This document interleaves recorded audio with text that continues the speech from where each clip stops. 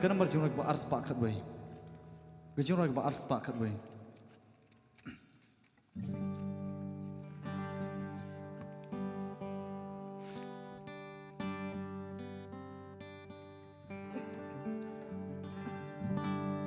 Udi nagawa jong ka jengkmen kawa baba imba pernai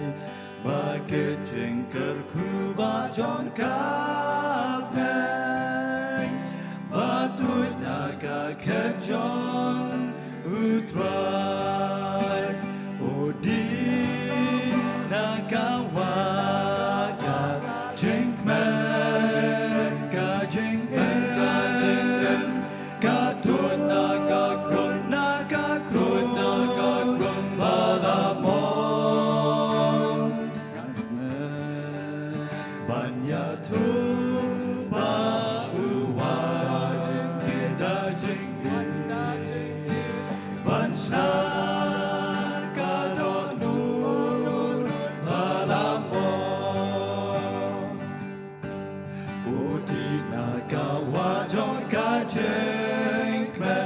Batut nagik di balamon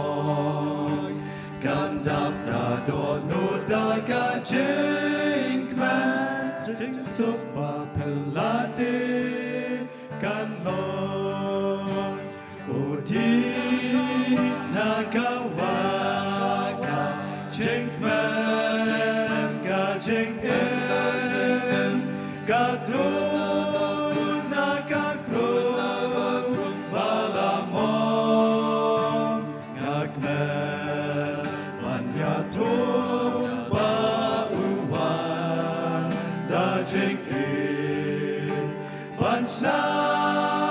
kadonun balamon udi nagawa jong kajengkmen batut nagik jat balamon kamen sim jong pikan pun kanskan jengkman kapadakta puron udi nagawaka jengkman kajengkman katun nagakrun balamon ngakmen manyato bauwan dajing in bansna kadonun balamon udi nagawa jong kajengkman kawa kajeng ayai uplay jeng baba jeng siang jong pikan tengan kawa baba tut bat baslay udi nagawa